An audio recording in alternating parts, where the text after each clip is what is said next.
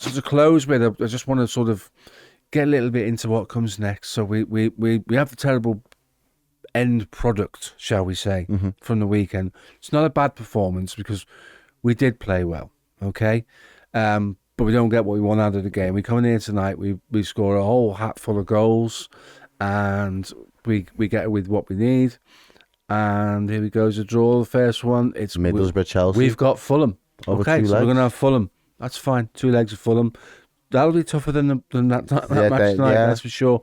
I didn't want Chelsea. But we've got 2 bites at the cherry, so... Yeah.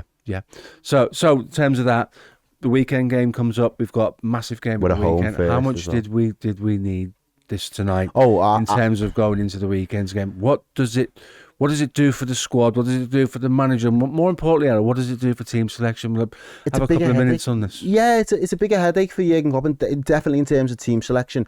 I think it means more for us as fans than necessarily for the players. I think the players probably knew that nothing's been derailed with the result from the weekend. Everything is going the way that we want it to go. We put out a good squad tonight. We back ourselves. We're at home. We've got our fans. It's a cup game. We'll take it to West Ham, and whatever West Ham throw at us, we can deal with it. So I don't think from the players' perspectives, it changes anything in the mindset or the mentality, but it just reinforces that we've got options.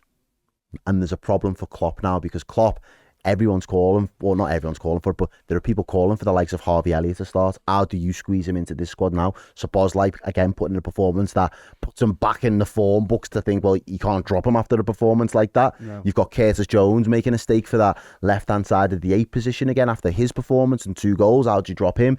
So for Klopp, there's definitely headaches there, but I don't think Klopp will wake up in the morning with a sore head. I think he'll wake up in the morning thinking, do you know what? Let's go. I wish we was playing Arsenal tonight if everyone was fresh and fit enough to do it. So I think it presents us with a good opportunity to just let the dust settle a little bit. We can have 24 to 48 hours where there's an air of confidence and calm again, and that can be around the whole squad. And it's about regrouping now and getting that focus back to what is going to be. I said it the other day, it's going to turn into a 6-pointer, because Arsenal at the moment are an informed team, the top of the league. You can't look past Arsenal at the minute. They're there. They've been consistent now for well over 12 months. They're showing their qualities all over the pitch. And this Liverpool side didn't get a win against them last season. We drew a home 2-2, and it was a good comeback, and we probably should have stole it in the end, but we didn't. And at the time, it was deemed as a good result for us, considering where we was.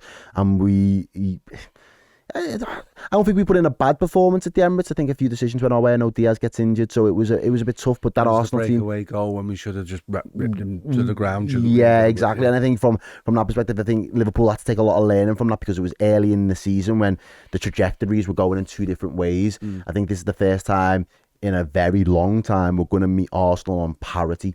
There's going to be them fancying themselves to come out and play their game, and us back on ourselves to play our game. So it will be a real test to see whose game plan can be executed to the highest level.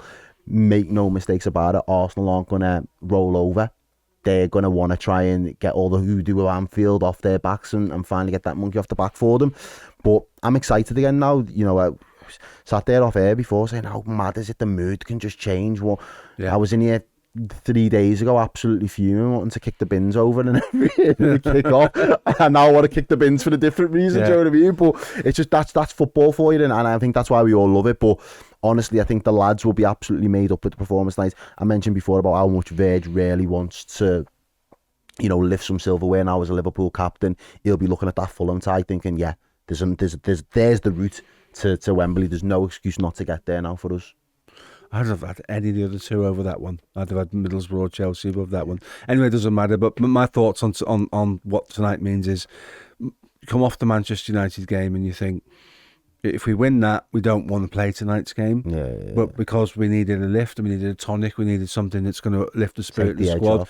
Make them feel good about themselves and go into the Arsenal game confident. Nothing will do that more than a 5-1 win. Yeah. A load of goals spread around. One guy scores twice. Not the normal, usual goal scorers as well. And providers. Yeah. Kwanzaa provides an assist. You've got Nunes providing an assist. 2 for Trent. He's only been on for half an hour. Yeah. it's good for the whole squad from front to back. Everybody. What I really liked is that when he made the changes, he didn't flood it with kids. He put the senior players in. He must have thought, hang on a minute, there's a feel-good factor about this game.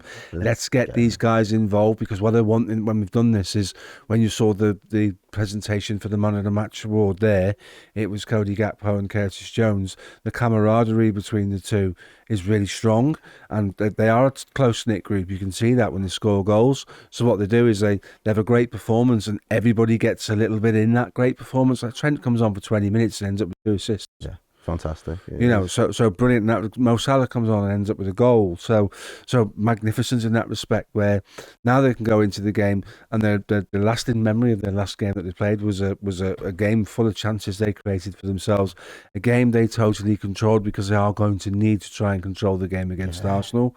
So I'm much happier. I'll drive home from here tonight thinking all is well in the world. Bring on Arsenal. The only thing, again, this is just a personal. The only thing about these late night ones, when we get a result like this, start to sleep. It doesn't matter whether you play your Leicesters in the League Cup quarters, or you play West Ham tonight. You go home and you're buzzing still. So I can only imagine how. So you can blame the lads for giving you a 2 o'clock bedtime.